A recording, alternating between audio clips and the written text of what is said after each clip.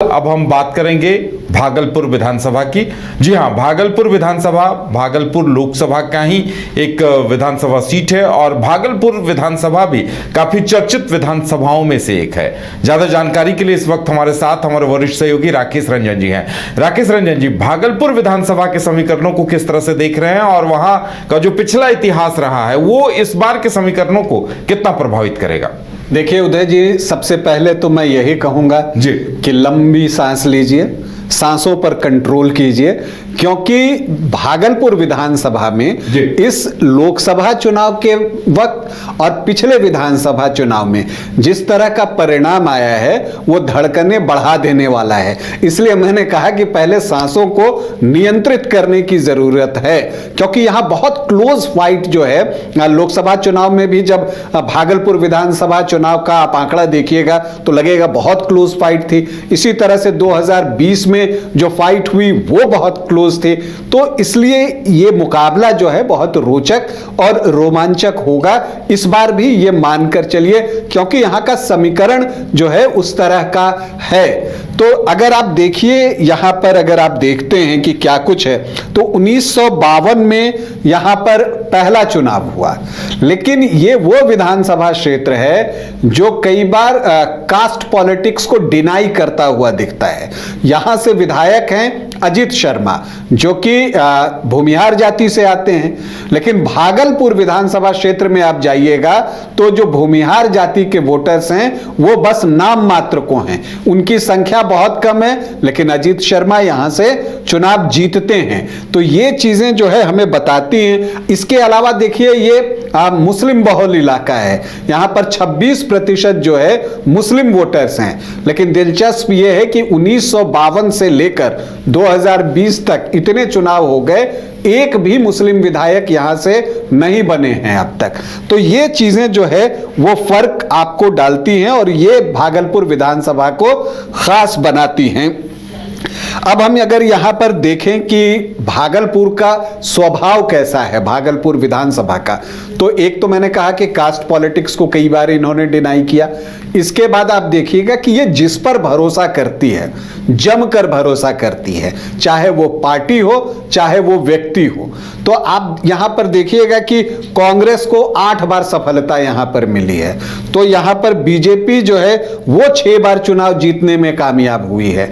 और जब हम राइट विंग की बात कर रहे हैं तो आप भारतीय जनसंघ को देखिए, वो 3 बार जो है यहां से सीट निकालने में कामयाब रहा है। ये उन खास सीटों में होगा और पता नहीं कौन सी अब ऐसी दूसरी सीट है जहां भारतीय जनसंघ ने लगातार 3 जीत हासिल की।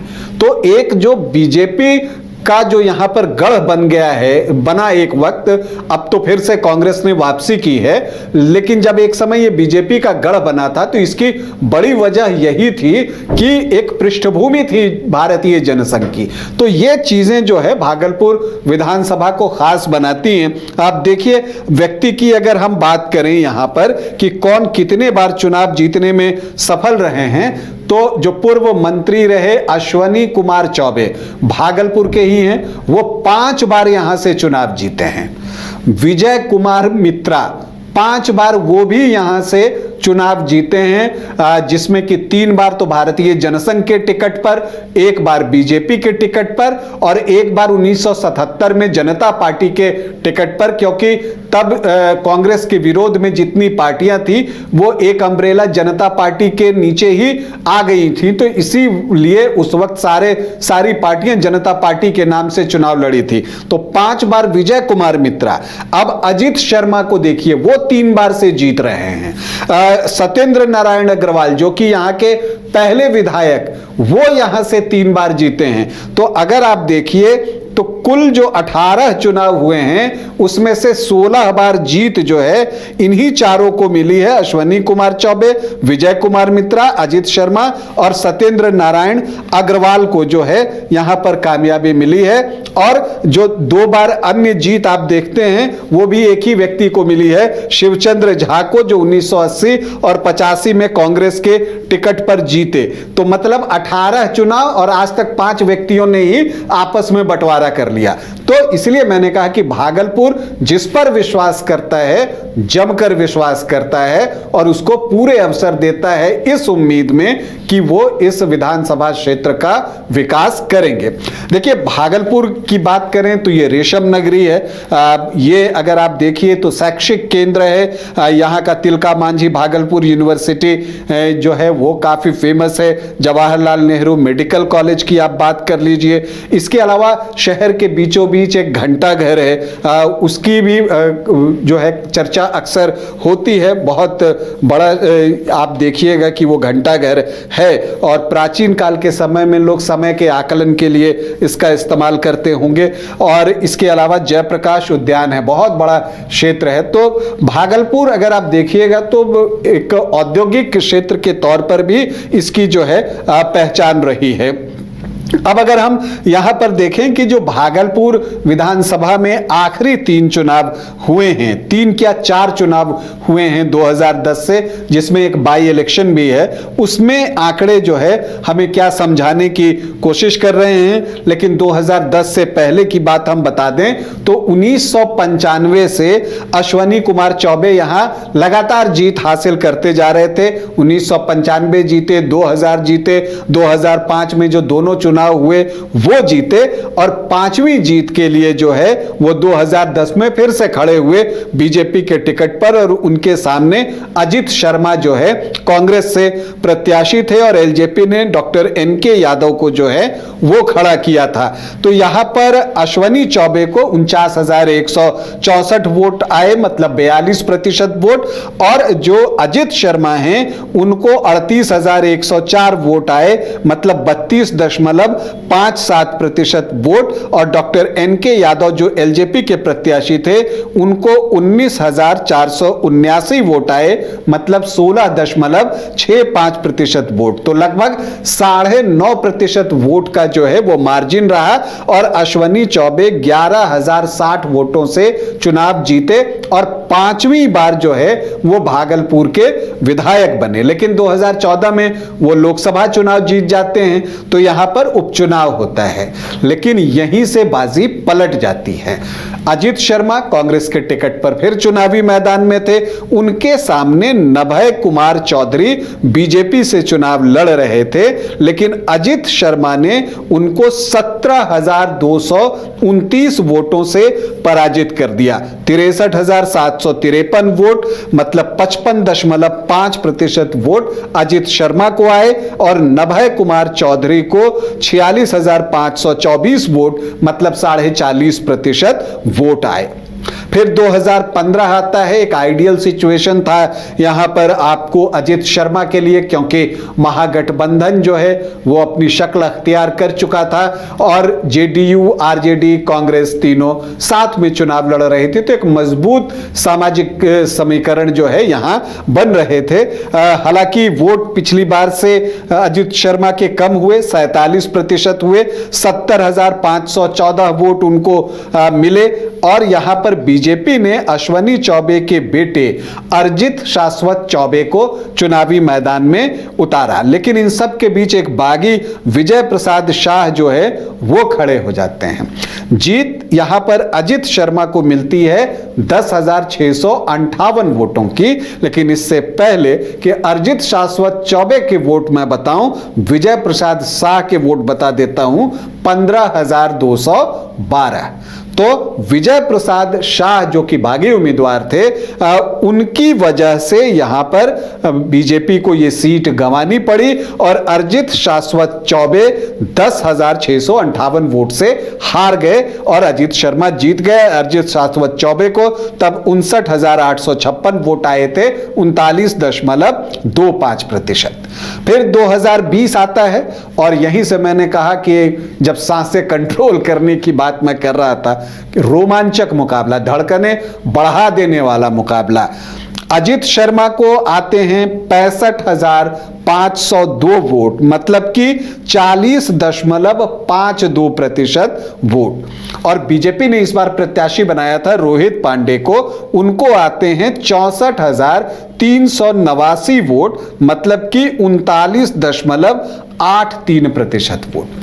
आमतौर पर आप 2020 में देखेंगे कि जहां भी जेडीयू ने कैंडिडेट दिया, एलजेपी ने भी अपना कैंडिडेट दिया था चिराग पासवान की पार्टी में, लेकिन भागलपुर उन गिने चुने सीटों में है जहां बीजेपी का प्रत्याशी था लेकिन एलजेपी ने अपना प्रत्याशी दिया था और प्रत्याशी ने अपना काम कर दिया। बीजेपी को यह सीट गंवानी पड़ी और प्रत्याशी मजबूत थे एलजेपी के, राजेश वर्मा जो कि अभी खगड़िया से सांसद हैं, वो तब भागलपुर से विधानसभा का चुनाव लड़ रहे थे और 20,523 वोट मतलब कि 12.69% वोट लाने में कामयाब हुए और रोहित पांडे जो है 64,389 वोट लाए, 39.83%। तो अजित शर्मा को जीत मिली 1,113 वोटों की। तो बहुत ही क्लोज फाइट, 0.7% का डिफरेंस था दोनों के बीच में। और अगर राजेश वर्मा जो कि वैश्य जाति से आते हैं, स्वर्णकार हैं, तो अगर उनके वोट बीजेपी की तरफ आ जाते, क्योंकि उस जाति के वोट बीजेपी के परंपरागत वोटर होते हैं, तो परिणाम बदल सकता था। लेकिन जब इस बार का लोकसभा चुनाव आप देखिए तो फिर अजीत शर्मा को भागलपुर विधानसभा से लीड मिली है। लोकसभा का चुनाव वो हार गए लेकिन भागलपुर विधानसभा में उनको लीड मिली है और ये लीड कितने की है? 1,027 वोटों की।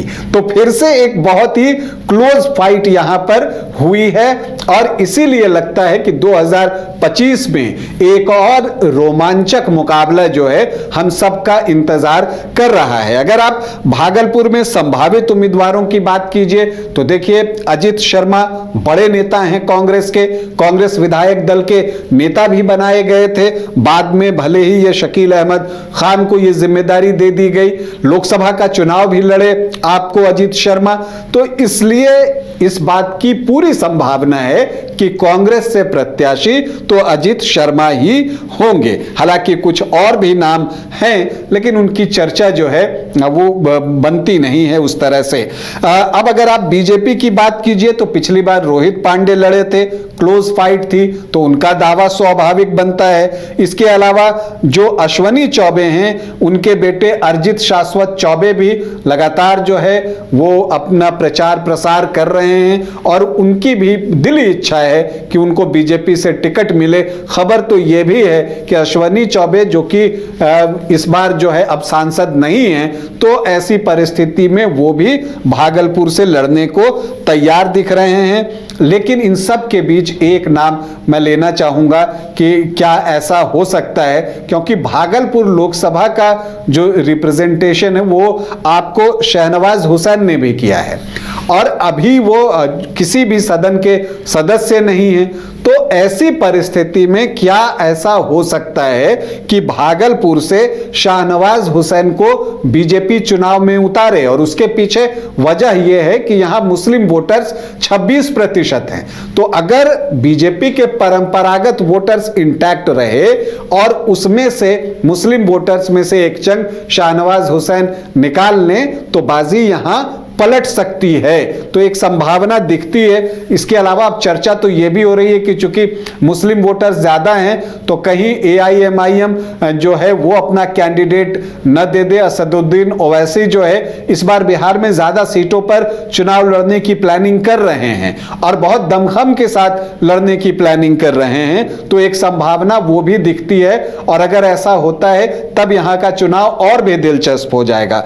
वैसे अगर यहां के जातीय समीकरण की हम बात करें, जो कि एक अनुमानित है आंकड़ा है, जो SC वोटर्स हैं 8.17%, मुस्लिम 26%, यादव 6.5 से 7.5%, तो जो MOI का इक्वेशन है वो 33 से 34% के आसपास पहुंचता है, जो अभी इंटैक्ट होकर अजित शर्मा को वोट करता है। अगर आप सामान्य जाति में जाएं तो राजपूत 3 से 3.5%, भूमिहार जो है आधा से 1% ही कहिए, ब्राह्मण यहां पर हैं 8 से 9%, तो 12 से 13% जो है यहां पर आपको सामान्य जाति के वोटर्स हैं और अजित शर्मा जो है इस वोट में भी थोड़ी बहुत सेंधमारी करते हैं, इससे इनकार नहीं किया जा सकता।